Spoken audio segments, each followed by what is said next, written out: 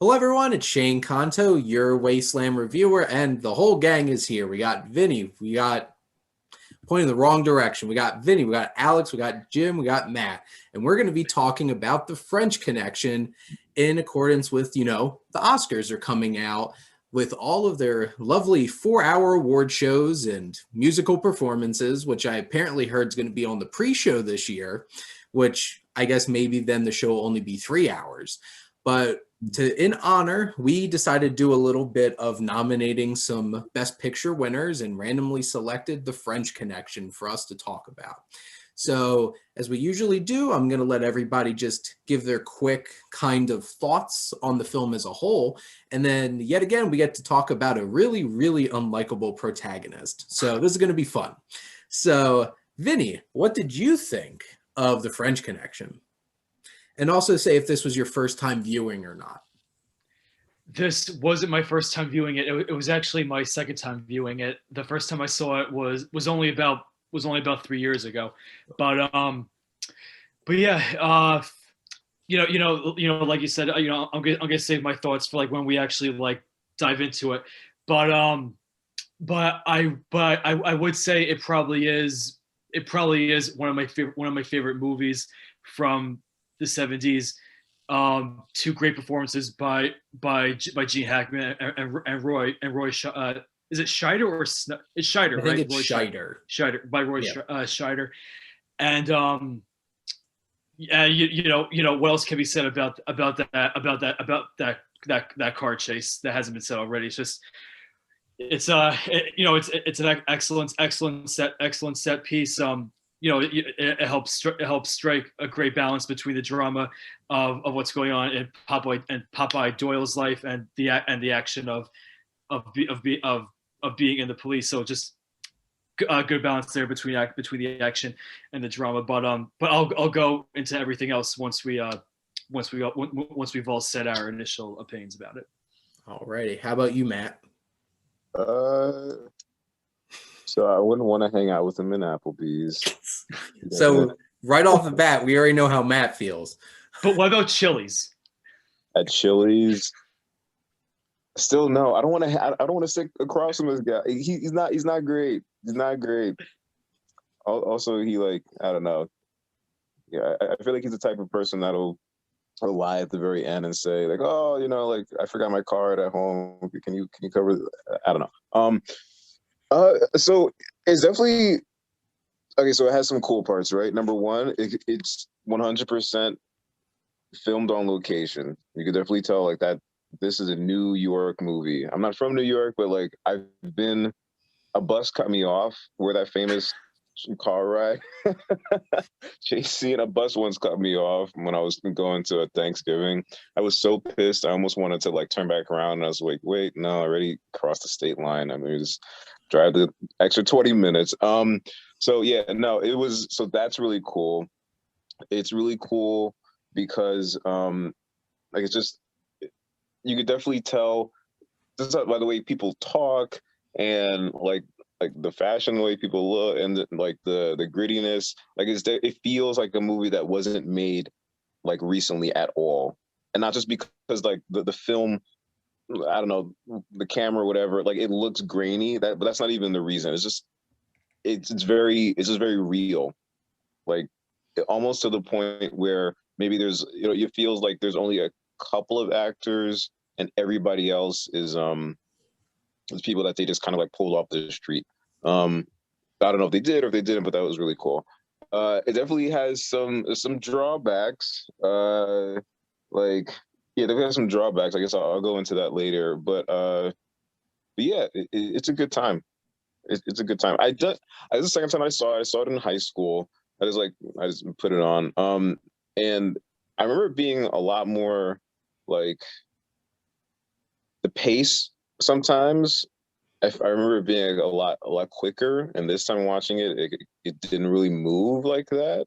But then the car ride and the car chase happens, and then it's like, and then you also forget if you haven't seen it in a long time, you also forget like that car chase also has interspersed like some pretty gruesome like shootings on that train. Like, damn. Okay, so that person is down for the count. Like a couple of them. So that's pretty wild. But yeah, I mean, for a movie that kind of felt like like police porn, like it was pretty okay. It was pretty cool. It was pretty cool. Yeah, somebody else go. Tell us how you really feel, Matt. So, how about you, Jim? You're muted. Is the mute off? There we go. Now? I have more negative than positive things to say, which is I thought it was gonna be a long. all right. It's time. Okay. It's time for the dog to come in and eat too. So my mascot's here. She'll come back. I have more negatives than positives to say. I expected more from this movie. So Gene Hackman, you have to talk about Gene Hackman, right? When you talk about this movie, I always forget to look up like how I came across them. So this was my first time seeing The French Connection. Mm-hmm. And I knew Gene Hackman from Superman 4, apparently, and Hoosiers. That was my introduction to Gene Hackman. So like middle-aged, like Midwestern man. So it was kind of cool to see a different side of Gene Hackman, like the actor, the man, you know, the anti-hero Gene Hackman, not the pure of heart hero Gene Hackman, you know. I think we're going to get into the negative stuff a lot more because I feel like Matt, you had some comments on pace. I felt like the pace was really forced through like the dialogue. The pace felt really awkward to me at times. Until maybe like the second half or last third of the movie, where I feel like it came into its own and actually moved naturally. But mostly I feel like this film has a legacy in other films. So I was thinking of Scorsese's films. I was thinking of Mean Streets. I was thinking of The Departed. I was thinking about Taxi Driver. A lot of New York movies. So yeah, like the buddy cop, you know, the gritty, realistic buddy cop film. It's pretty good as far as that genre goes. And I don't know whether or not that genre existed before this movie, but maybe you guys could weigh in on that, like after. I don't know. I don't like, because like this is what, 1971. Yep. I don't think there's a whole lot of like, I know there's like a buddy cop boom in the 80s kind of thing, and where it was like a comedy more or less, because like, you know, you have your 48 Hours, you have your Lethal Weapon, you have like all of those kinds of films that came out in the 80s, but like I don't think you have something really dark and gritty like this a whole lot. And this is based off of a true person. Like this is based off of an actual person and an actual investigation, which then makes it a lot worse thinking about watching this movie. It's just like, this dude's real. He's not actually, his name is not actually Popeye Doyle. They changed that name, but like it's based off of like a true pair of cops going after this particular criminal, which is also why at the end they have text about what actually happened, which was interesting. But yeah, at this point, I don't think there's, at least from like my understanding of film history, I don't know how many like buddy cop movies we had in like 1971. But that is very interesting because this is really around the time of like the dawn of Scorsese. Because when, Vinny, do you know when Mean Streets came out? I want to say that came out probably sometime between 75 and 80. Like I feel like that was one of Scorsese's earliest movies. I could be wrong. I was going to say 73 or 74. I was going to guess 72. IMDb says 73. Alex wins. So, because I know that came out before Taxi Driver, which was the same year as Rocky, because it lost to Rocky. And which I love Rocky. Taxi Driver is also a very dark movie. Very dark movie. But and I'll get talking about this more because I'm going to let Alex talk first, but I definitely want to talk about William Friedkin when it comes to this film too, who's the director. But Alex, what are your thoughts on?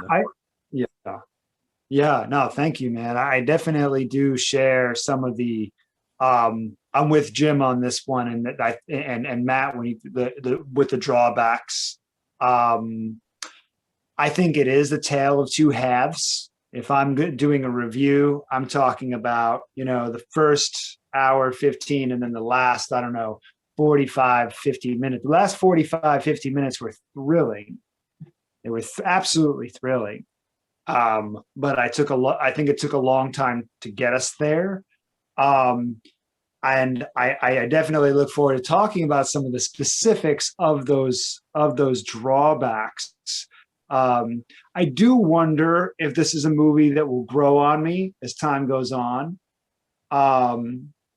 because there have been movies that grew on me. Like I was watching Heat last night, and I remember I used to hate Heat. I used to hate it, and now I just, for so many different reasons, mostly Al Pacino, I freaking love Heat.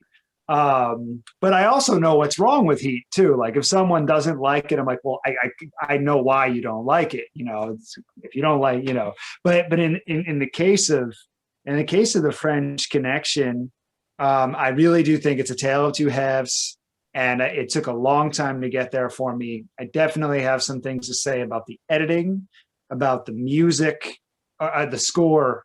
I'll talk more about that. I really did not like the score.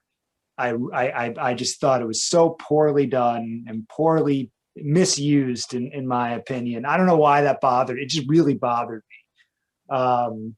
And then finally, you know what? I got to say, and I thought it was so funny that Jim brought up Superman 4 of all of them. He brings up the worst. That's the worst Superman movie I've ever made, probably. But it's funny. He's good in that. I like him in that. But I like him as that character. But you know what? I never liked Gene Hackman in most of the stuff he did. He plays a really good asshole. And there's something about him. I think I even watched him in Bonnie and Clyde, and he plays a more like fun-loving, goofy character. But even in that, I'm like, why do I can never just like this guy. I just, there's something about him that I just don't like. With that said, I think his acting for this character is very good. I think that if the idea was to make me not like Popeye Doyle, he accomplished that. But as a film goer, when I see that Harrison Ford or the movie stars, I'm like, Gene Hackman, I want to see this. That's just the thing with me. With women, it's for some reason Winona Ryder. She's one of the only actors I don't want to watch Winona Ryder. So that's just my thing. So I guess in my thoughts, this was probably the fourth time I've seen The French Connection at this point. And I had originally seen it because, oh crap, what was so I think at Best Buy, I bought a 3-pack of like classic movies, and it had The Hustler, Butch Cassidy and the Sundance Kid, and The French Connection in it, which two of them make sense to be paired together since they had Paul Newman in it. I don't know why The French Connection was in it. And I love both those other films more than this one. Like, I'm a huge fan of The Hustler. Might nominate it at some point to talk about on the show. But I've seen this 4 times, and the first time I watched it, it was one of those kinds of things where I'm like, I'm glad I watched it because, like, this is a Best Picture winner and a classic film, and I'm like, but I'm good. I'm not going to watch this again.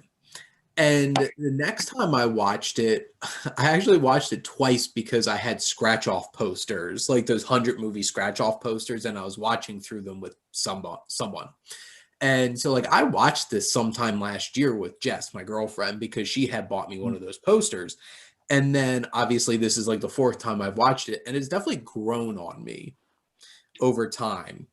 I've gotten a chance to appreciate the things that they do really well in the film. Because also it depends on when you watch it. Because I think the first time I watched this, I was probably like 20.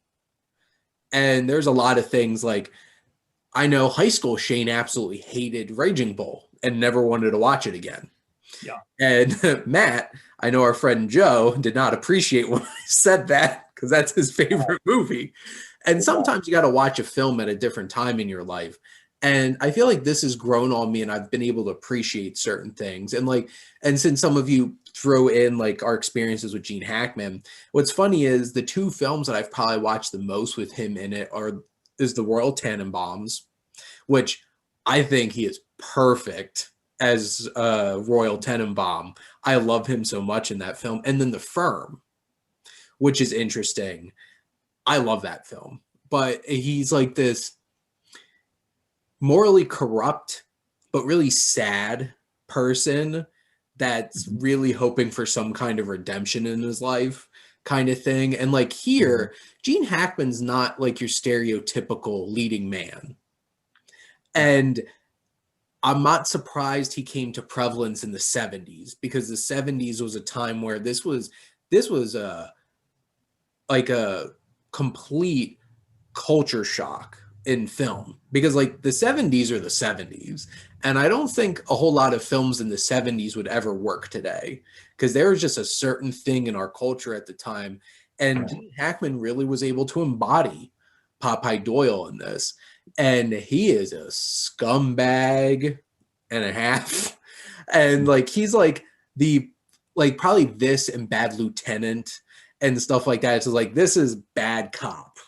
Like, yeah, perfect example of that. And I'm a huge fan of Roy Scheider, whether it's Jaws or all that jazz. And he does a really fine job of being that.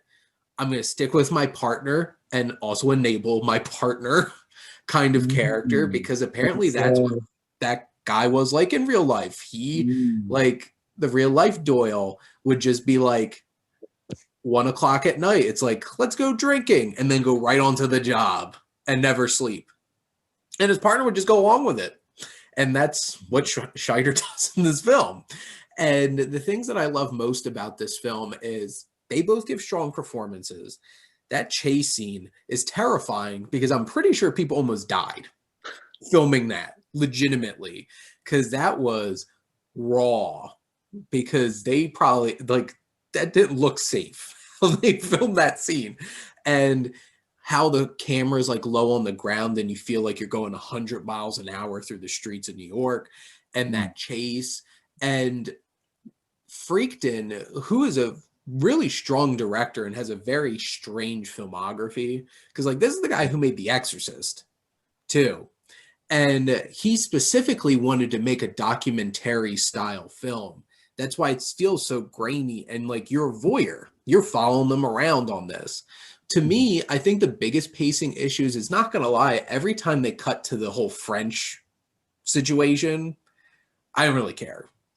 And I'm like, I don't feel any connection to this character or anything. And Pun intended. God damn it. I didn't feel connected to the French and the French connection. I guess I missed the point.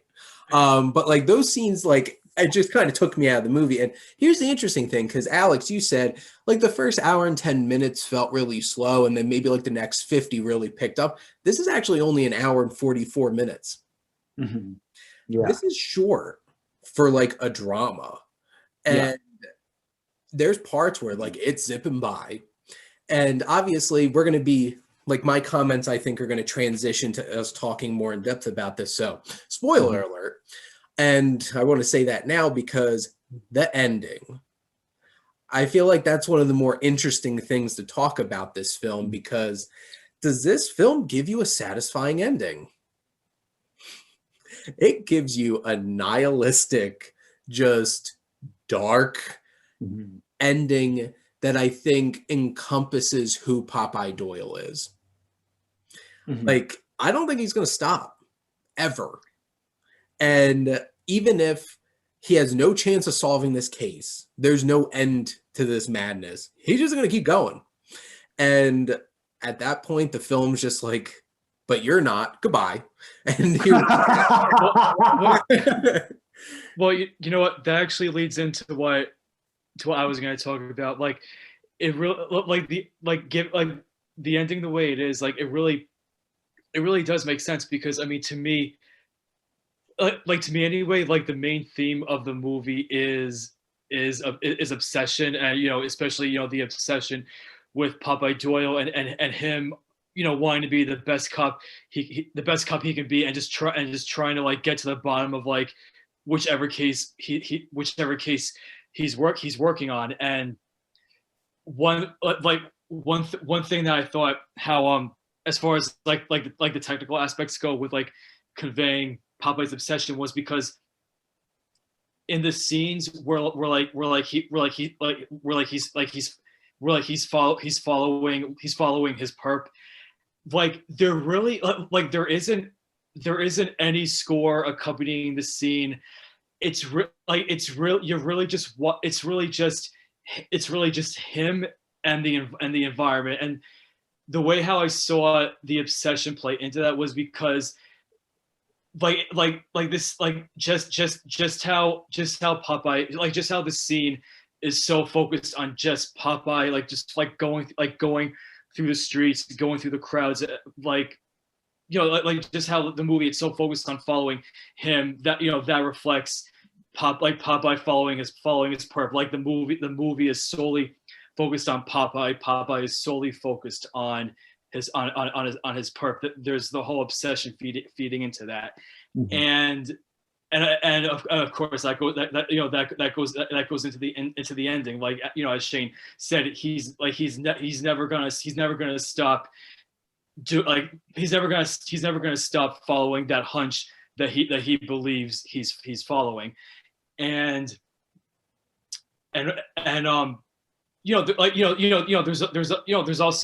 there's also that bit of tragedy with the ending, because before the ending, the character that he ends up shooting at the end, thinking that was the perp. I can't remember his name, but early on in the movie when they first meet each other, this character talks about how Popeye's recklessness and his obsession with the job ended up getting another cop killed. And now that guy who brings up Popeye's past turns out to be Popeye's next victim. And as I said, that's like, that really is like a tragic aspect, like with this character, like by the time we get to the end of the movie. But then also you have that moment where his obsession does pay off, because there's a scene when they bring the car into the shop and strip it down and try to look for the drugs. But then when Roy Scheider's character mentions, the weight of the car in the owner's manual doesn't match the weight of the car when it was brought to the shop, and then the auto mechanic says, I took out everything except the rocker panels. And then Popeye's like, well, what are you doing? Like go look and take out those panels and see if there's anything in there. And then sure enough, the drugs were hidden in the rocker panels. So,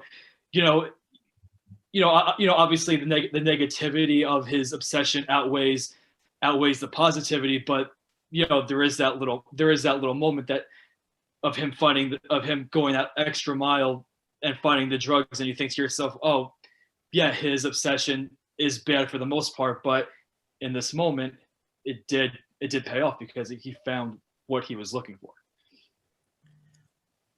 I really like that. Like, I like that scene a lot, with the whole car and like the auto shop and stuff like that. And it's interesting too, because like I mentioned before, I didn't feel really connected to the scenes where they cut to like the Frenchman and stuff like that, because in the end, doesn't matter. Because like, does the case really matter in this film by the end? Because I feel like this film takes that shift in focusing on like, this is really about this man and his obsession and what it's going to do to him. And in the end, like, they don't catch the perp. They never get him. He gets away for good. Like, when it comes to like, and it's interesting because like from a procedural, like from your standard procedural drama, like you failed rule number one, figure out the case and get them at the end. Like, this didn't give you that. And that's so 70s about it, like 100%. Mhm. But then I think it makes you question if it really mattered. And then that also makes me question, did any of those scenes with like the Frenchman and like setting this all up really mattered? Which then also reinforces to me, like, I don't really care about these scenes, which I think that's an issue. Cause like, if you're going to have scenes in a movie, like moving along, it's like, you want to feel invested in them. But I don't know how the rest of you feel about that. But to me, by the end, I feel like it's more just about him as a cop and as a person, and less about this particular case he's doing, which is why I didn't really feel invested in the case that he was trying to figure out. Despite the fact that that whole entire cat and mouse thing on the subway with like juking each other out, going in and out of the subway, I liked that. That was a lot of fun. And his like little wave to him. And like, I thought Gene Hackman was just going to like punch through the train at that point. But what are some of the thoughts from the rest of you, Jim? My issue with that scene is that, like, I feel like he blew his cover, like, a couple of times. Like, how do you start the movie off with him being in disguise? Then in no other scene in the whole movie, he's literally staring at people either from across the street or through glass, and like the person kind of looks at them, and then he just kind of like looks around, and just like walks away. Like, what are you talking? What are you doing that for? So That was so annoying. So annoying. Should have been Santa the whole time. Honestly, I would have loved that. I would have loved that. Like, I don't. That would have been okay. So, my issue with this movie is that I feel like, and it's not even specifically a cop thing. It's more so kind of like in any profession, like when you're working with other people, and there's a potential for you to take your authority and kind of like, can we be vulgar? Can we just say whatever we want with this one? We're adults here. Boom. I don't label these videos for children. So excellent. Okay, so I felt like by the end of this movie, I do think that it was less about the case and it was more about, like, once you get that Fed character that gets shot in the end, I feel like it's more about him like proving maybe to the viewer or to the Fed person or everybody, like his reputation actually, like, it matters. So like his dick swinging kind of like mattered with him, like, I don't know, like randomly shooting, or like, I don't know, he just does like so many weird things. And I feel like this ends versus means thing, it got super cloudy, and not even cloudy, it just got like messed up. I feel like I don't know if he was always, I don't know if he lost himself in this case or he was always like that, but he's not a cool guy. Definitely not a cool guy. Also, content warning, there's so many slurs in this movie, like, damn. The whole damn way through. I was like, what?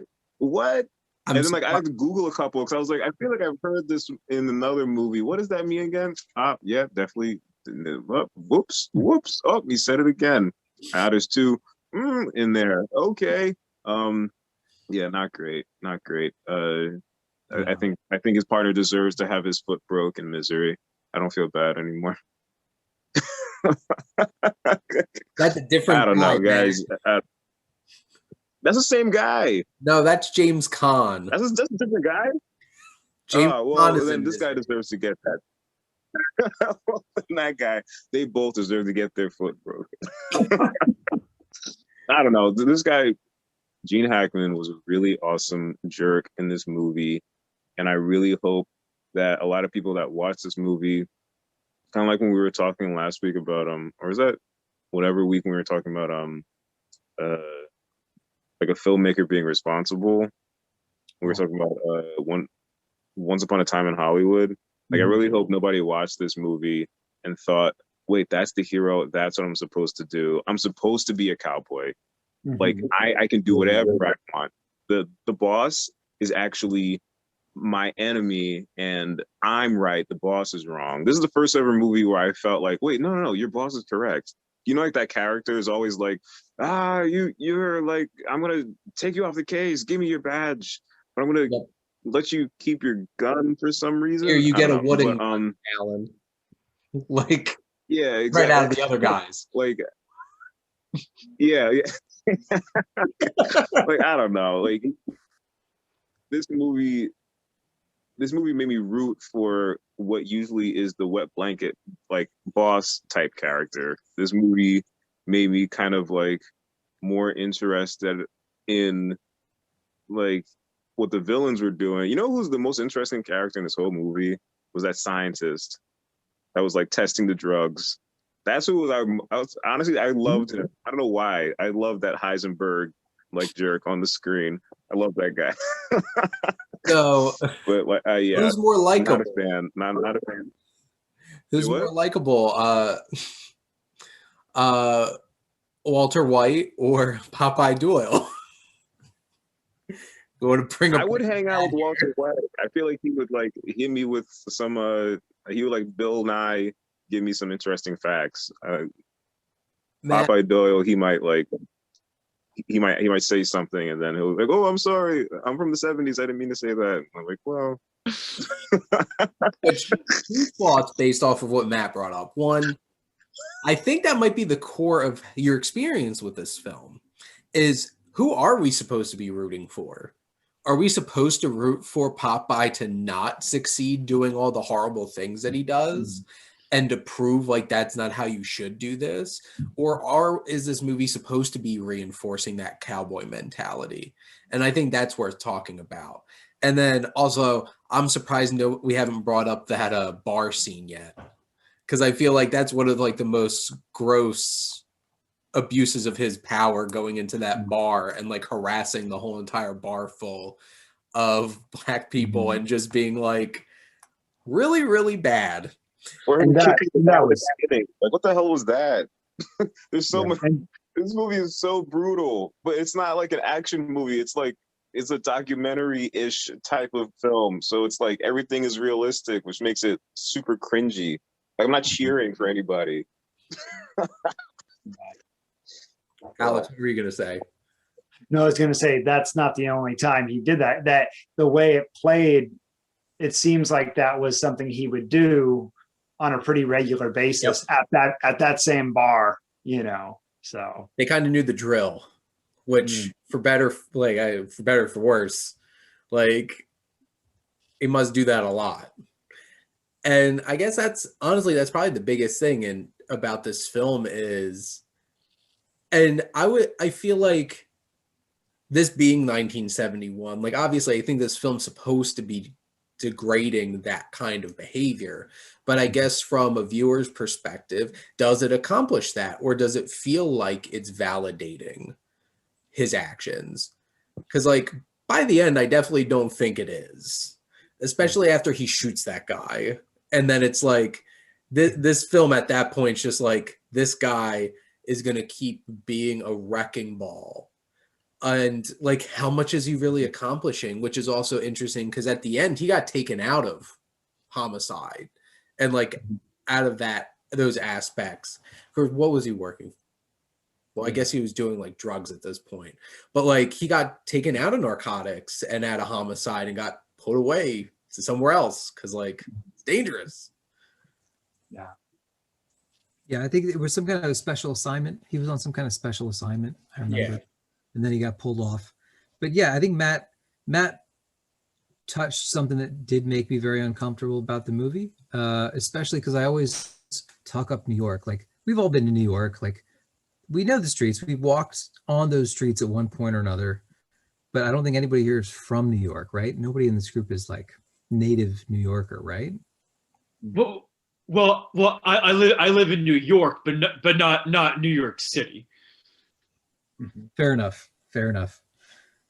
City folk. Right. So like, I always talk about how like, I don't really know of any other city in the world where you could have a neighborhood of like Irish people and a neighborhood of Polish people and a Russian neighborhood and a, black neighborhood and all these other people. And I always talk this up to people who are not from this area as being a peaceful experiment. And like, now that we're in discussion about this movie, like maybe the experiment wasn't as peaceful as I want to think it was. You know what I mean? Yeah. But to answer your question, Shane, I was asking myself the same question, like, during the car chase, I think is when this occurred to me, like, what's the message of the film? We were never given an alternative to Popeye Doyle, and he was never enough of an asshole for me to hate him. So I think we are supposed to be rooting for him.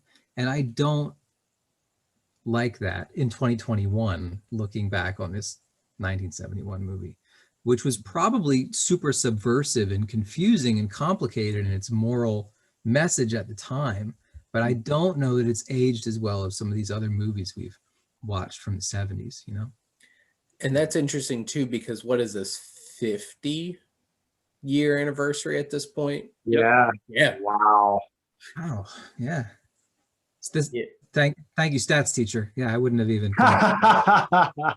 It's like, it is 2021. This movie's 50 years old, and the 70s were a very different time than the now 2020s.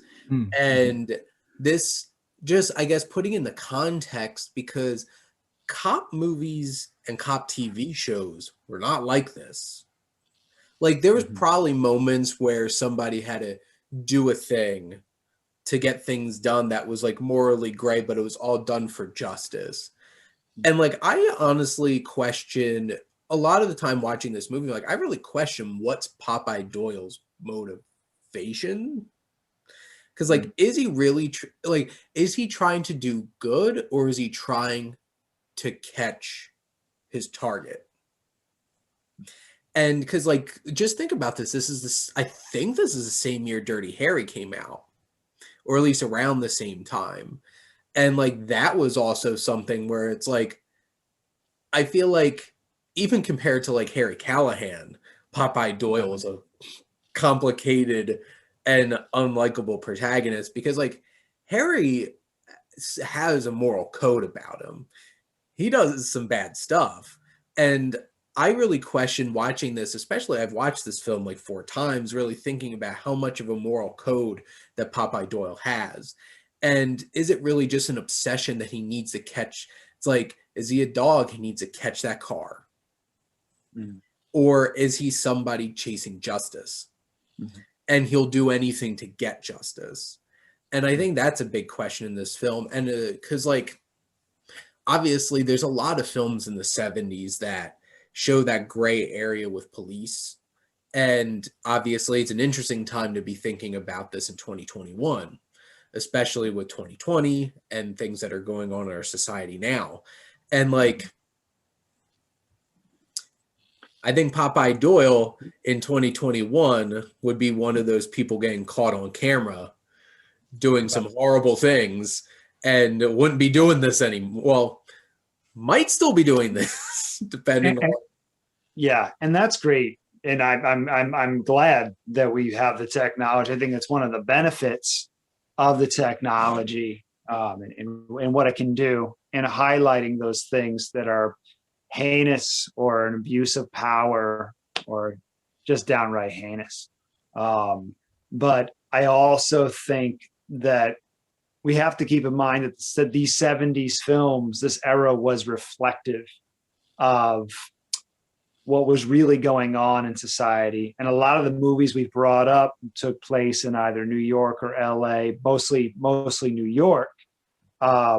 And I'm speaking with especially the people in my family, especially the men in my family at that time, because my father, he was born in Rochester, but he moved to New York City when he was 11, and he was a cab driver in New York City in the 70s. So he lived a lot of this. Live the Travis Bickle life. Yeah, certainly to an extent. So the 70s were rough in New York City. And the movies reflect that. I also think that the movies that we saw, and it's funny because some of those baby boomers I talked to, they, as much as we love Rocky, they don't like Rocky because the real film critic types from that era, because Rocky was the first time in a while that you walked out of a theater and you felt really good about where things were going. But a lot of these films that we're kind of mentioning, I'm thinking of French Connection, Chinatown, Cuckoo's Nest, Mean Streets. These are all films where you walk away like, oh shit. And so I bring that up because I'm not sure that cinema, at least on the grand stage, is always very often trying to do that, you know, and that relates back to our conversation about Once Upon a Time in Hollywood, you know, a little bit. The movies that are being released now, by the time you get to the end, I'm sure there are some exceptions, you're still walking out like, oh, you know, okay, well, yeah, they got a dog and now we can go be happy. You know, like there's typically something, right? But these movies were pretty brutally honest, and that's something that I think we did lose that a little bit. That the movies, the films didn't necessarily reflect. I mean, for crying out loud, this was a Best Picture, you know, and it definitely reflects what's going wrong, you know, in New York City with the war on drugs, being a policeman in New York City, being a drug dealer in New York City. And I also kind of have to point out that while I don't like, I'm not a big fan of Gene Hackman, I don't like Popeye Doyle, I also wonder, I've seen, because I worked in downtown Los Angeles in social work, I've seen how people, it just changes people. And I wonder if that environment just changes people, the way they talk, the way they act. And if it changes the way you talk and you act, then it changes. Now you feel like you can do these things and you have a gun and a badge. And so now you're going to treat people a certain way. And now you've got people telling, well, you have the power to do that. And then on top of that, the environment around you is dangerous. People are doing drugs. People are stealing. People are getting stabbed. People are getting shot. So now you've got a badge. So even if you do something bad or you mess something up, in the eyes, in the world around you, you're still the good guy. And so I think that, but that's just the point, good guy. It's not that he's a good guy. It's just that the system that he's in, 1970s New York City, war on drugs, all that going on, you know, inside of that world, you know, he's just playing his part. You know, he's just playing his part in a world that's filled with, you know, corruption and all of that stuff. I couldn't help but think of, I won't go too deep into it, but Serpico is kind of like the other longer, in my opinion, more palatable, better version of this movie, but he's a much more likable guy, you know, and you get some really nice Pacino blow-ups. They're always, You know. yeah. But so, yeah. Going back to the beginning of your thought too, because even just think about this. Rocky's the feel-good movie of the 70s, and Rocky didn't even win. Right. Like even the 70s versions of those more positive kinds of films, it's like he didn't get it all at the end. He lost his fight, but at least he proved himself and he had got Adrian. And that's the interesting thing. But then obviously you compare that to all the different kinds of films that we talked about. And like Serpico is a lot of, I feel like he is the good person stuck in this situation, trying and like getting pulled down by it. And maybe there is a different film of Popeye Doyle at the beginning before he got to this point. Because it feels like at this point, he's just been this way for a long time. And maybe he was someone who was really trying to find justice and do something right when he first started. But we get dropped into this case where he's long beyond that. And it's so interesting looking at 70s cinema now, because like this was the beginning of like Coppola and Scorsese and all these different kinds of films, because like how many of Martin Scorsese's films has a true hero in it? Not many. Like The Departed. Like, Billy Costigan is a good person doing the right thing. And it's funny because that's the film that he won Best Director for. Is probably one of his least morally ambiguous films. But like, I hate Henry Hill in Goodfellas. I like, that's one of the reasons why I hated Goodfellas the first time I watched it, is because I hated him. I'm like, I don't feel any kind of sympathy for you. You had this coming. Because like, he always want to be a gangster. And like, most of De Niro's characters in Scorsese's films are not good people. Travis Bickle's a scary person. Plimpkin, I forget what his first name is, from like King of Comedy. Not a good person. It's crazy. Oh shoot, no, Rupert Pumpkin. Such a terrible name. Yeah. Well, no, that was his name. is King him. of Comedy, like that. That was his name. mustache and everything about him. And like Raging Bull, Jake LaMotta's a piece of shit. Well, and then you have, and then you know Jordan Belfort in the Wolf of Wall Street. I mean, yeah, you know, there's a lot of horrible people in these kinds of films, and like that's so interesting because like Wolf of Wall Street's a '70s film in 2013. Sure. No, I thought wasn't it the eight? No, it was the '80s. So what I mean by like this is a 70s filmmaker still making movies in 2013, which is why I think Wall Street's such an interesting.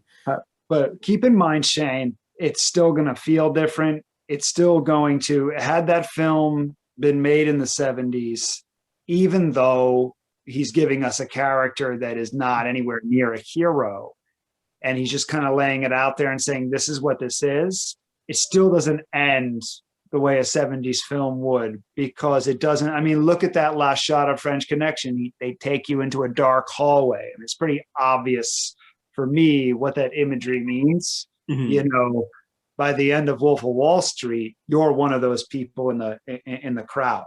You know, you get to choose whether or not, you know, how you want to take part in this world that someone like this could thrive in. And I mean, there were rap videos, white upper class kids pouring champagne on the girl next door. I mean, legit, you know, that happened. He inspired those people.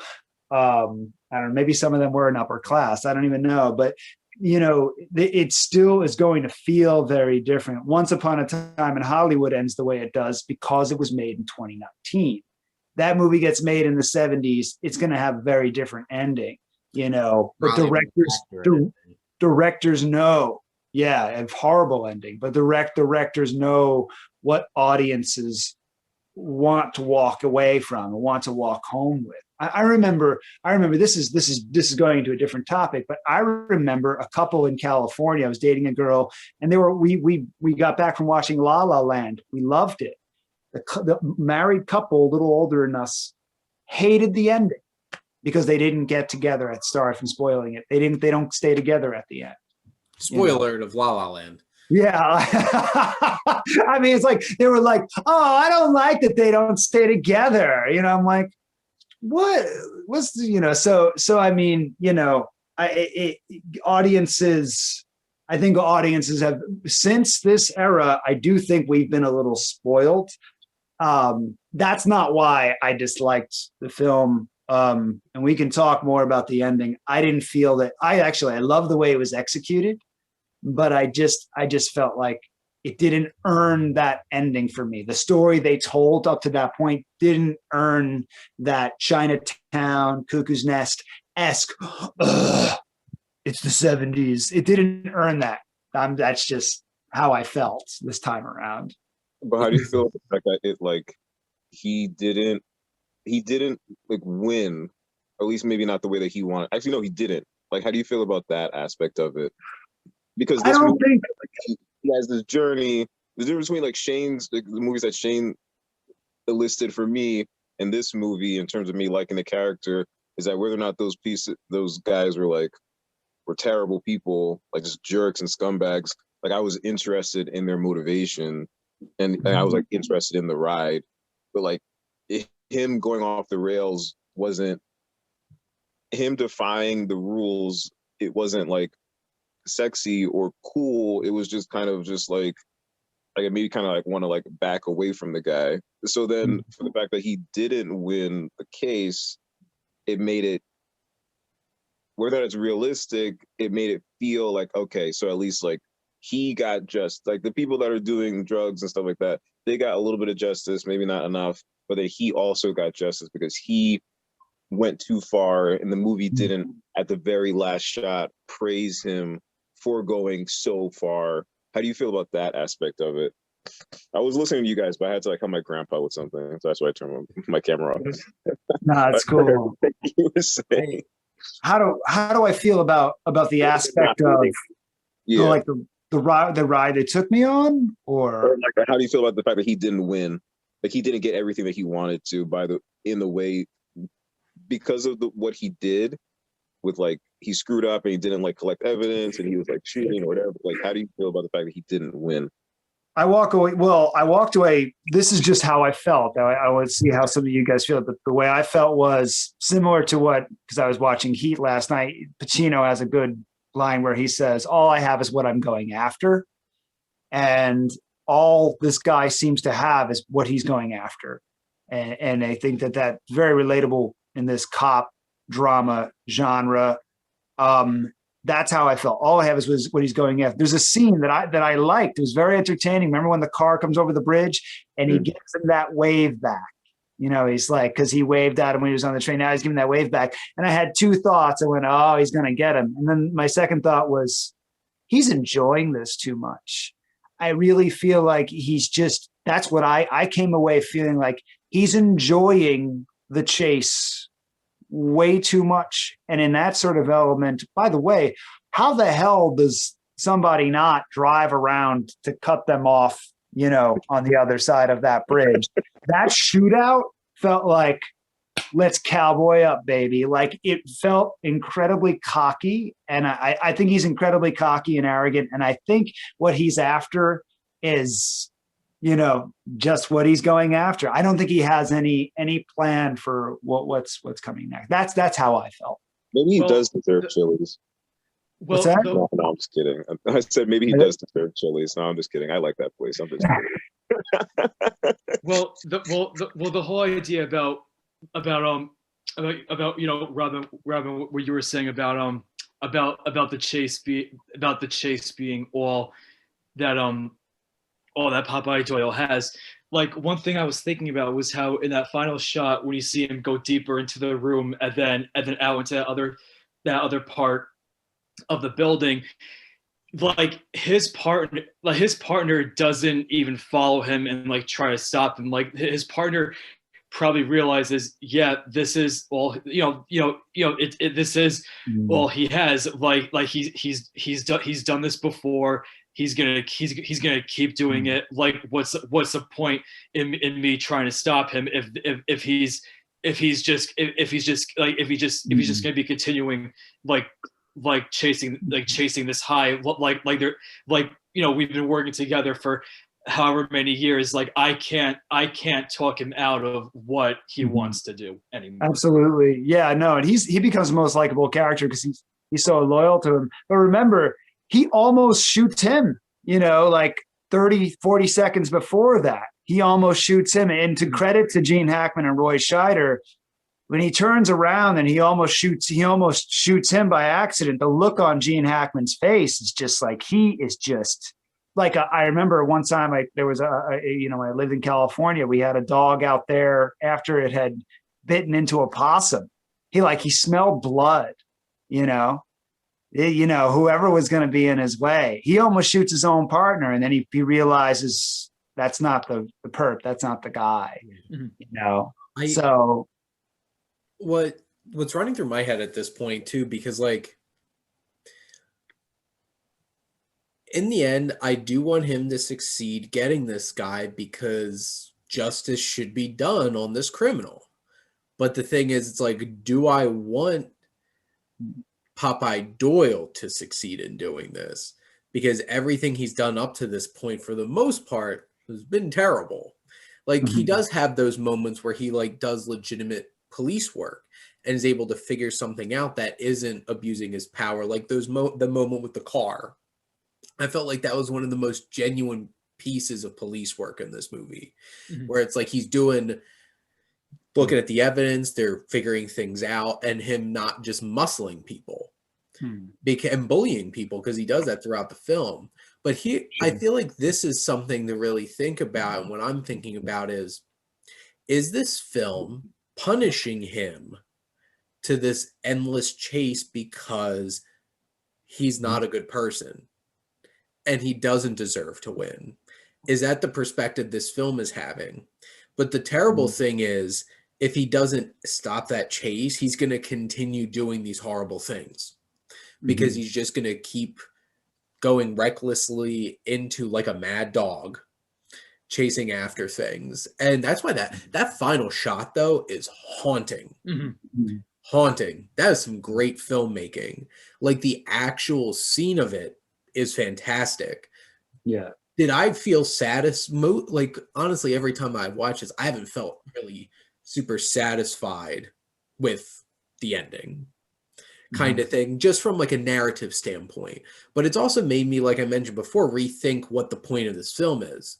Because is the case really important, or is it really just a MacGuffin to like give a situation to this so that we can go on this descent with this man?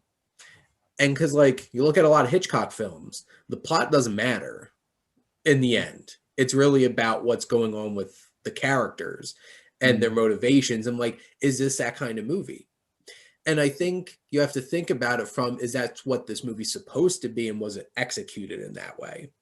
Because I think I just threw out a lot of thoughts, a lot of different kinds of perspectives, but when it really comes down to it, did William Friedkin accomplish those things in presenting this film in that way?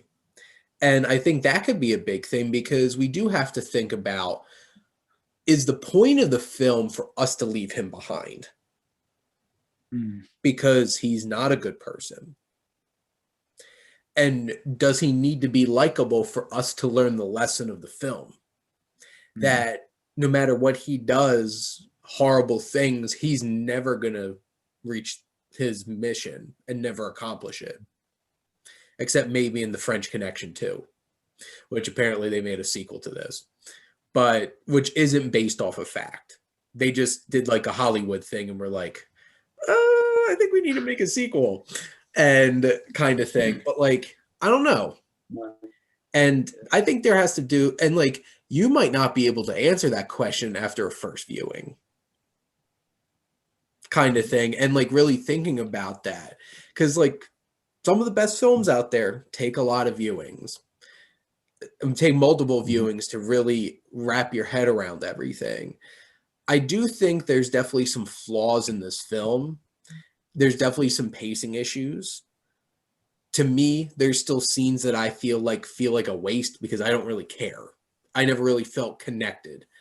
And I guess that's why I'm starting to finally lean towards like, is the case really a MacGuffin? Because like, if not, then the film kind of failed compelling me into actually caring about the actual pieces of the case and less about Popeye Doyle's journey and exhibiting how he is as a person and giving a commentary on his actions. But I like what you said about punishing him, because I don't know if the movie is meant to show like, hey, no, like actually, like we're not condoning what he did. I don't know if he got punished enough, if that's the case, because I don't know how anybody else would view it, but for me, like when I view it, I kind of have to be of like two mindsets almost. Just having seen it a second time, I had to think about it in terms of the fact like, I don't like this guy and I don't like what I see on the screen, and it's interesting, but like what people are doing are bad and it's excessive and whatever. But then also I have to imagine, but then I also want to think of it in terms of just like, what if I just watch it just for fun? And then if I'm watching it just for fun, or if I really want to see something like a character that's really trying hard and everything is against him, and he's just trying to do his job and he's really good and he cares a lot, and I can see it in that way. But if I see it in that way without so then I have to excuse some of the other things, a lot of the other things that I see on screen.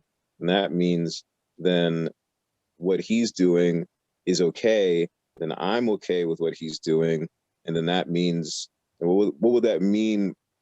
And then that would just mean like a lot of great stuff for me. So I can't see it that way. So then I can't condone what he does during the movie. And then at the end, just because he gets reassigned, I like the fact that he doesn't get everything doesn't get like wrapped up in a tight bow, and I think that's really cool and realistic. But I also think that that's like not enough if the movie is supposed to be like punishing him for what he's doing. Also, what do you guys like think about the fact that like this is like super nitpicky? Wait, well, first I want to make a joke. He really likes women's shoes. Did you? He really likes women's shoes. Like, I don't know what's up with that. I don't understand. Like, who picks up people like that? I don't. That was weird. Like, he kept staring at people's shoes. That's one. But, Two. He shot somebody in the back. How do you guys feel about that? Like the guy after the car chase, and then like the guy like walking on the stairs, and he turns around, and then I think there's like 2 times where he says like stop, and then like not even a full second later, then he shoots. Like, what do you guys think about that? What do you guys think about that? I didn't even realize that. That was crazy. So he shoots him in the back before he falls down the stairs. Yeah. Oh wow. Because the guy he's like, you know, he's up the stairs. Doyle draws his gun. The other guy turns around to run away, and then Doyle shoots him, and he falls down the stairs. That's a good point. I didn't even think about that.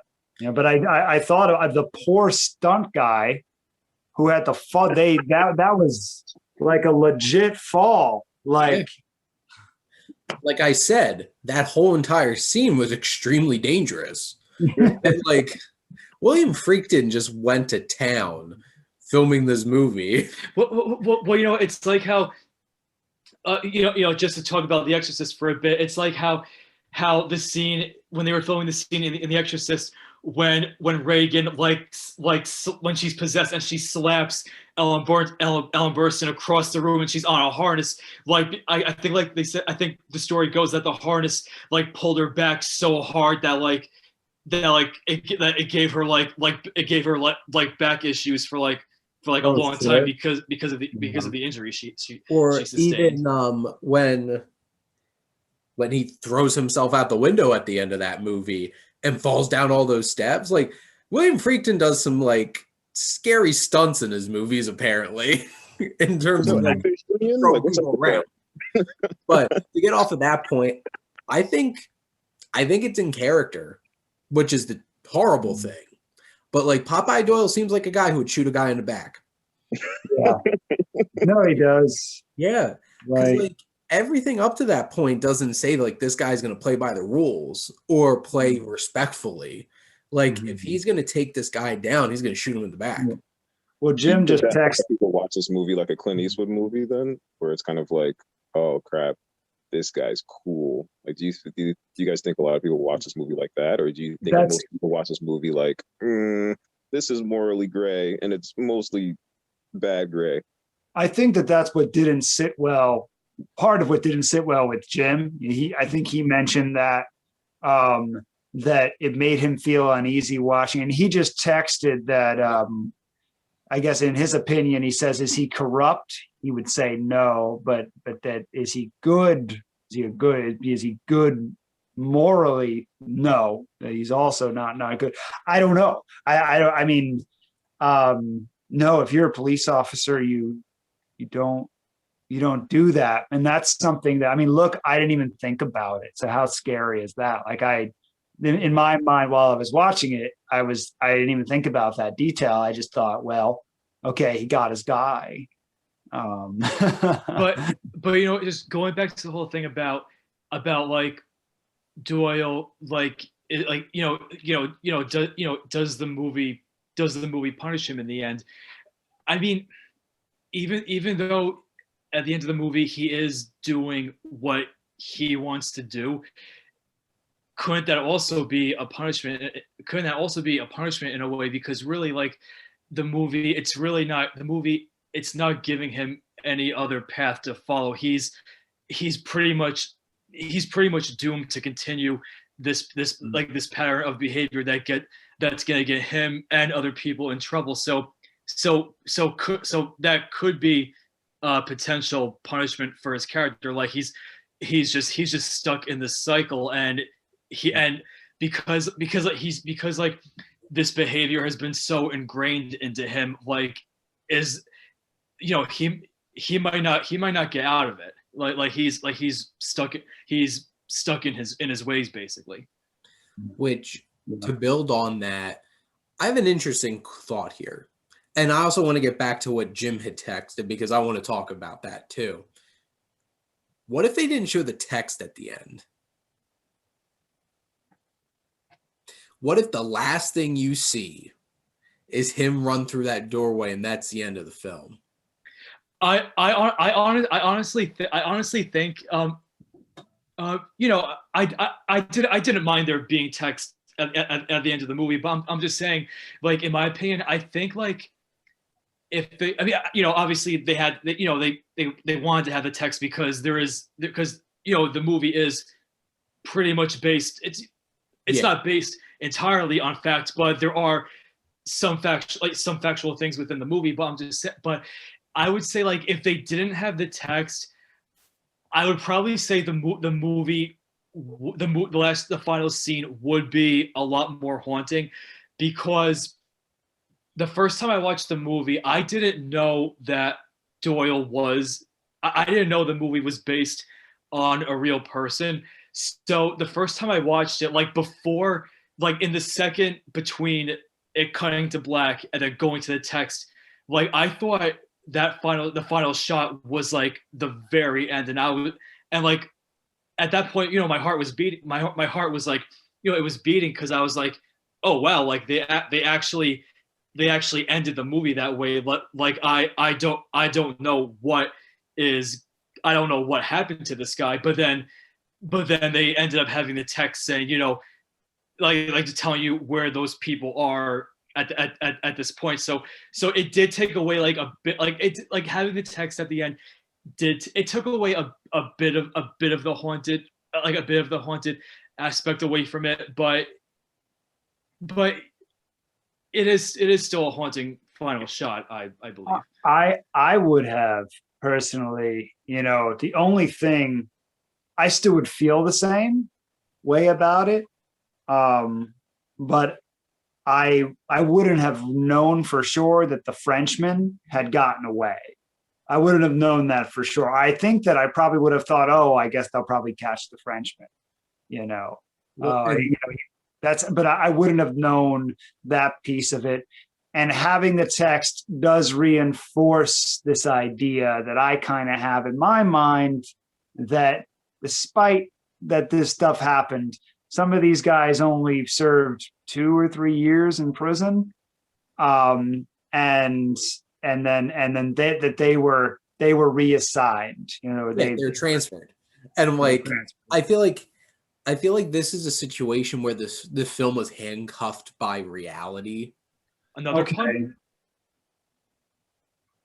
I'm just handcuffed by reality.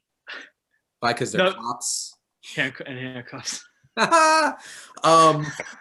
So I really do think narratively it's handcuffed by the fact that like these things actually happened and they needed to say that. Mm-hmm, yeah. Because if that film ended there, we don't know that he really didn't get punished. Like, he got transferred. Let's be real here. He's still being a cop doing cop things. So yeah. like, right. I think it would have been more haunting that all we know is that Popeye Doyle is just endlessly a mad dog chasing after this. And it leaves it ambiguous. Does he get away? Does he get him? I think it's more effective that way, but I understand that they felt the need to put the text because this is based off of a true story. And then, because I feel like it shows that he doesn't get punished. And is he really being punished? in the end, because he still gets to just keep doing his thing. But the thing is, here's an interesting thing.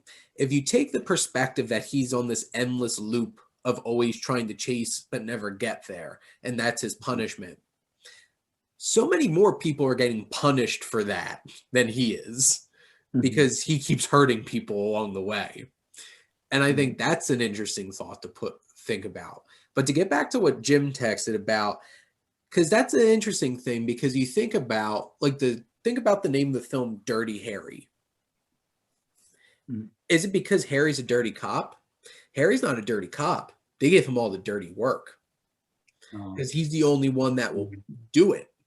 Like the whole thing where they do it in Lethal Weapon also, with the Lethal Weapon actually gets a lot from Dirty Harry. The idea of the suicidal person on top of the building. Who wants to deal with that? Harry does. He goes up and deals with it. And that's when his partner says, you know why they call me Dirty Harry? It's because I do all the dirty jobs. And those are the things that nobody else wants to deal with. But the thing is Popeye Doyle a dirty cop? A dirty cop is somebody using his police power to do illegal, do crimes. Yeah. Popeye Doyle's not a dirty cop. Popeye Doyle is just a terrible person and doing horrible things to do his job. And I guess that's what how you define what a dirty cop is. Because to me, if you're thinking about dirty cop, I think about somebody who's the cop. Being a cop is in service of committing crimes, and that makes you dirty. What Popeye Doyle is he does dirty things in the service of being a cop.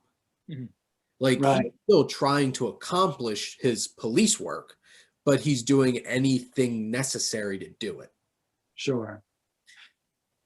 It's interesting. It's interesting, the conversation about him and his moral compass is, I'm not defending him for a second, but I do find it interesting that let's pretend that he doesn't push to go after this guy, because his lieutenant at first he denies it. He says, no, I'm not going to give you permission to take this lead. And he fights for it. If Popeye Doyle doesn't fight for it, then the drugs don't get found. There's no shootout. Yes, that other cop doesn't get shot, wrongfully, mistakenly. But then these guys just kind of have a clean drug. The drugs get dealt, they get put on the streets, and then that's that. So you do have to stop and say, okay, good or bad, whether we agree with him or not, if someone like that doesn't push to go after this type of person, we're just going to let these drugs get on to the street,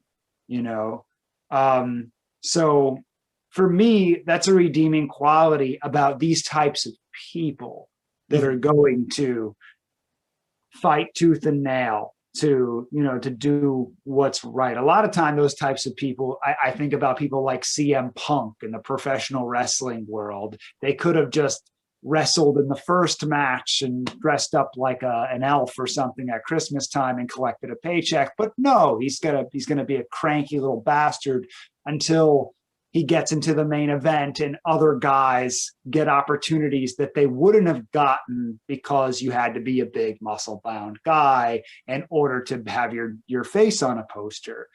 But that's a much less, sure, it's aggressive, but it's a much less aggressive, less life or death world than this one, where you have a guy fighting for the opportunity to take down to do a drug bust, And so I wonder, that kind of complicates things, because I do admire people like that who are stubborn enough to go after the thing and see the things that nobody else wants to see. And I think that's just another side of it. As long as they get results. If they don't get results, then and then them going off the rails and doing whatever they want, then it's like, well, yeah, then that was a waste. But if they get results, that's cool. And I agree with you. Like I like that. I like the idea of like you have to be of some type of mindset to go into a field voluntarily and say, I'm gonna put everything on the line daily. That's dope. That's dope as hell. So as long as you're getting results though, and as long as other people aren't being wrongfully punished for like what you're doing, because like you being on this path towards something, that's cool, but you can't like run over other people, and you definitely can't like go like shrug and be pissed off that like this is the second time that he got somebody killed that we know. Yeah, but as long as he gets results, and as long as a person like that who has a singular focus and a drive, like, then damn it, yeah, like let's go. Like, well, yeah, and I think in a kind of an odd way, it kind of circles into this sort of, in this case of a cop, it's a sort of individualism. He's really not a team player.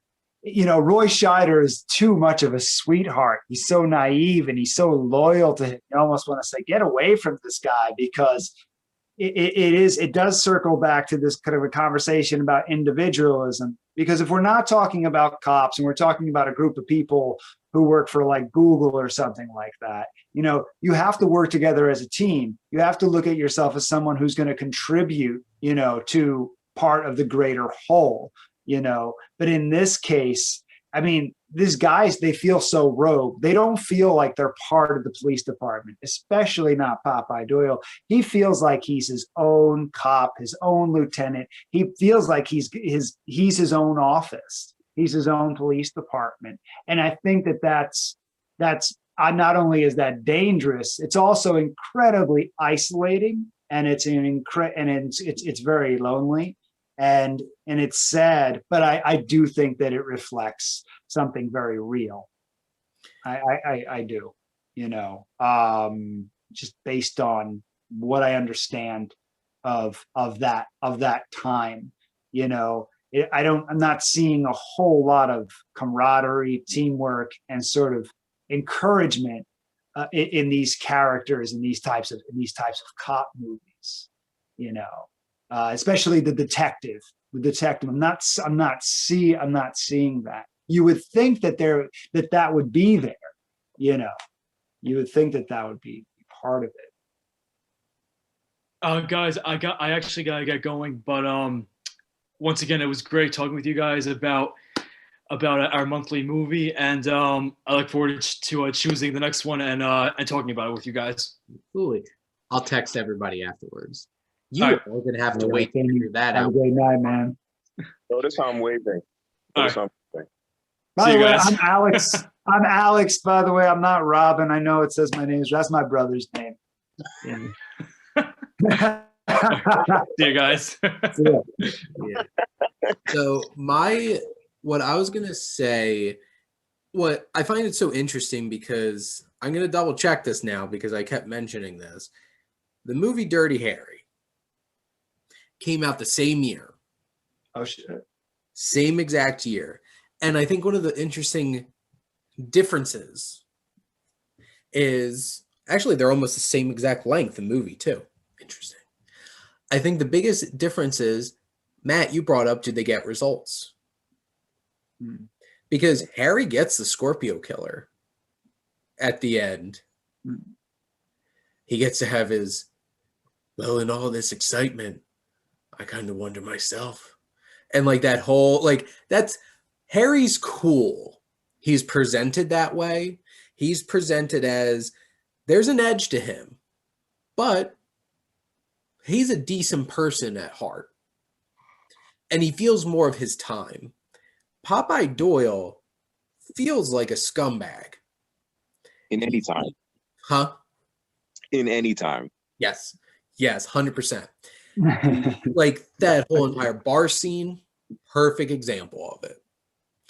And he's just a bad person. But he's using it to try to solve crimes.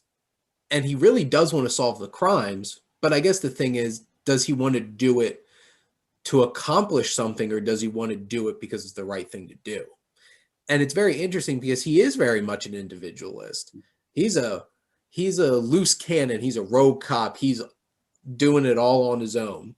And the thing is, like, perfect example of Russo, Roy Scheider's character is so blindly loyal that he feels like he's just an extension of Doyle. As in, like, he's not a character. He could have easily been a character that tries to pull him back or try to rein him in, but no, he's just along for the ride. And you get those moments from, like, Harry Callahan's partners throughout all 5 movies, but they're the ones who wind up getting hurt or dead, or all of his partners.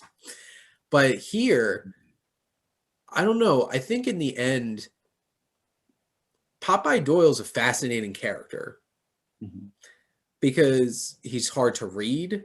You don't, like, do we really know what his motivations for doing any of this are? We just know that he has to do it. He has to accomplish this. Yeah. And it's so haunting at the end that he doesn't, but he still will keep on doing it. And it doesn't matter who dies, doesn't matter who gets hurt, or it doesn't matter who gets in his way. He's going to keep going and keep trying to do it. Right. And I guess that's what makes this so much darker than even a film like Dirty Harry, is because there's a nihilism about this movie. Because that ending is very nihilistic, at least from my perspective, because it's like, no matter all the horrible things that he did and all the rules that he pushed aside, he still didn't accomplish it. Do you think people might see it as, well, he was doing the right thing, or not many, just like anybody? Do you think people might, their takeaway from the movie might be, well, he did everything that he was supposed to do, individual or not, but then it was the system that put the chains on him, and then so that's the real bad guy, like society. I definitely kind of know some people. That's what you that's how you feel. Like some people might take that takeaway where it's like, Definitely. So let me ask, and I really, please forgive me if any of this sounds condescending. Are those people, did they have any college education? because like No. college is where like you get hit with, like, at least for me, college, and I'm from a pretty diverse place, but like college is the most diverse like setting I've ever been in. Like Yeah, I was like, whoa. you're taught critical thinking. Critical thinking, integrative thinking is what this, I think these types of films are expecting you to have already inside here. So that's why I asked. You don't, unfortunately, in our education system, you're not necessarily getting critical thinking in your freshman year of college. There's no reason that you can't get it, but you're not getting a whole lot of critical thinking, at those stages and at that age. And depending on what community you're in and what school you go to, it's different. So, but if you go to college, you're going to get in your freshman year, you're going to be asked, what do you think? How does this make you feel? What about this side of it? How would you think if you were this? Those questions don't necessarily get posed to us when we're, between the ages of 12 and 17. Well, so Alex, to answer your question, no. Okay. Those people that I'm thinking about did not have those experiences. And as a follow-up, I gave an ethics paper to my class this semester. All I was looking for was thinking about it, taking in what's going on, what are potential issues in this decision you're making, a business decision, because there's always ethical issues. I had some students put there were no ethical issues. They're the kind of people that probably watched Wolf of Wall Street and said Jordan is the hero. Well, not even so. I wouldn't go that far. It's the hero, Scarface. I wouldn't go that far, but I think it's a matter of just seeing things so plainly that you don't think about the bigger picture. Right. And that's the thing. You can watch this film and think about this is a cop who needs to stop this criminal. And that is the plainest way you can look at this film. And in that light, Popeye Doyle is a hero because he's trying to stop these criminals. Sure. But if you see it from a more well-rounded and complex way and think about it in a broader sense, then you think about, is he right in how he's doing it? Because you need, at first, the first thing you see is the what and the how. That is the plot. The plot of this movie is a cop tries to stop drug trafficking. That's it. You can describe it in one sentence. But if you think bigger, you think of the why and the how he's doing it. That's where the deeper thinking comes. And if you don't think deeper into it, he is obviously a hero. He's obviously our protagonist. We want him to win. And that's horrible ending because he doesn't catch them. But if you think about it more complexly, do we want him to accomplish what he's trying to do? Because what he's trying to do is morally wrong. And so what he's doing is morally right. How he's doing it is morally wrong. And do we want him to continue doing his job the way that he does when people are literally dying because of him? Literally shot by him. Yeah. And I think that idea of that critical thinking, a lot of these films in the 70s were made from, you need to think critically and really need to think about the bigger picture and look at the gray areas here, because that's what the directors are looking at. You think about today, there's probably less gray films in the grand scheme of things. Yeah, that's another interesting topic. You know, the films that are nominated for Best Picture this year, a lot of them are films that are challenging. A lot of them are films that do, but they're not necessarily gray, but they're bringing up real stuff that is reflecting things that either happened historically, like in the case of, Judas and the Black Messiah, or something that a lot of families would have experienced in the case of Minari. And I haven't seen Nomadland, but that sounds very reflective of a lower tier, Nomadland,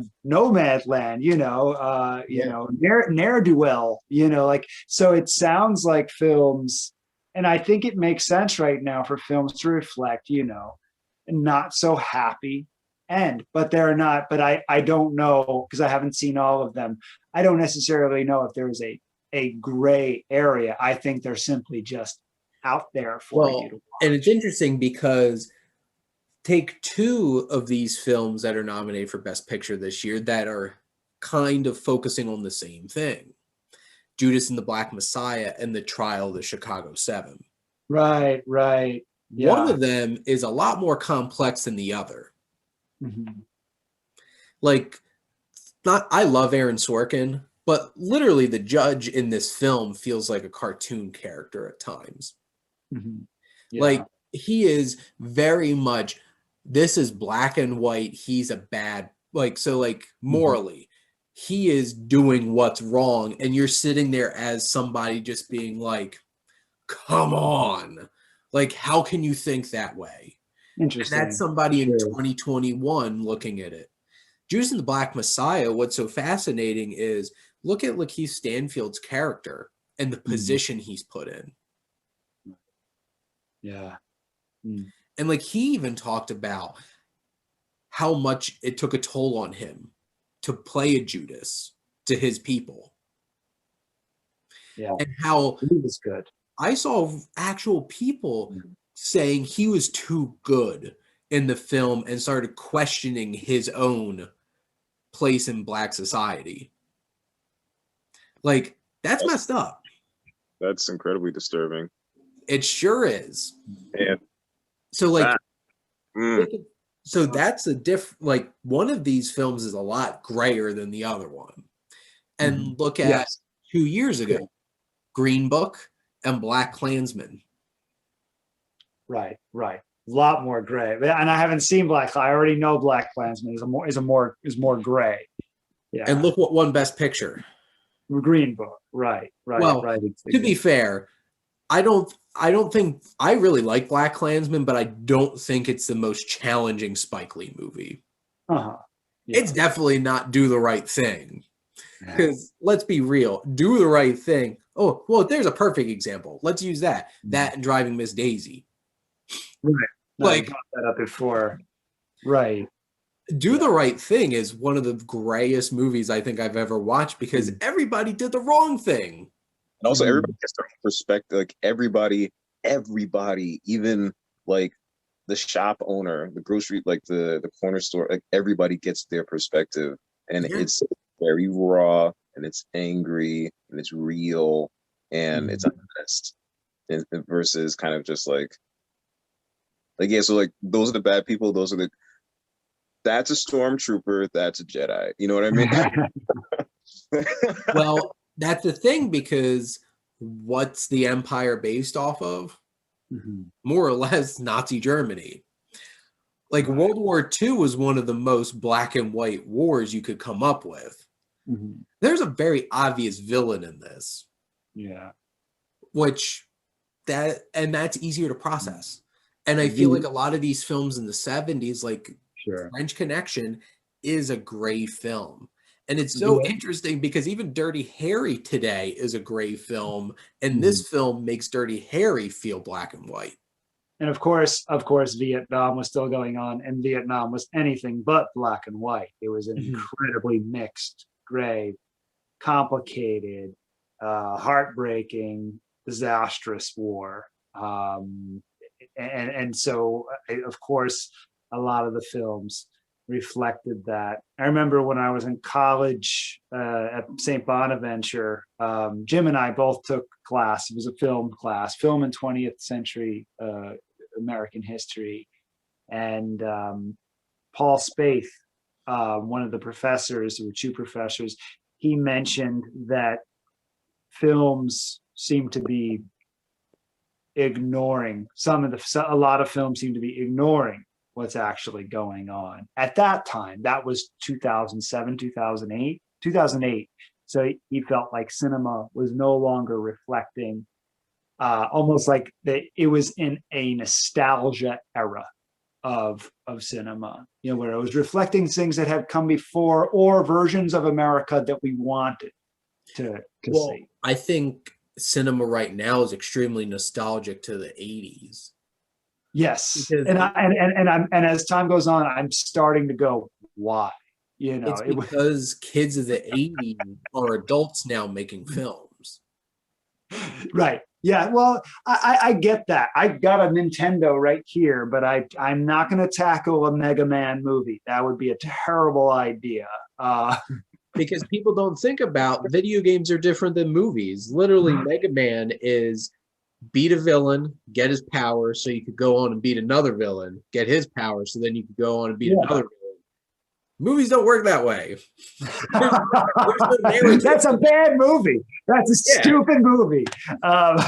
So it's very interesting what you brought up there, but I think for the sake of this, and now I have some ideas for us to talk about for future Development Hell podcast episodes, because I think this conversation has brought a lot out of here.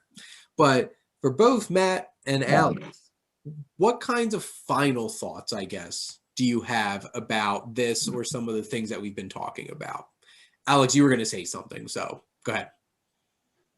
So I was just going to say that I do want to, Mr. Dr. Spaeth's remarks, I do think that we've been sort of in this kind of hourglass that someone keeps coming along and shifting, in the sense that, yes,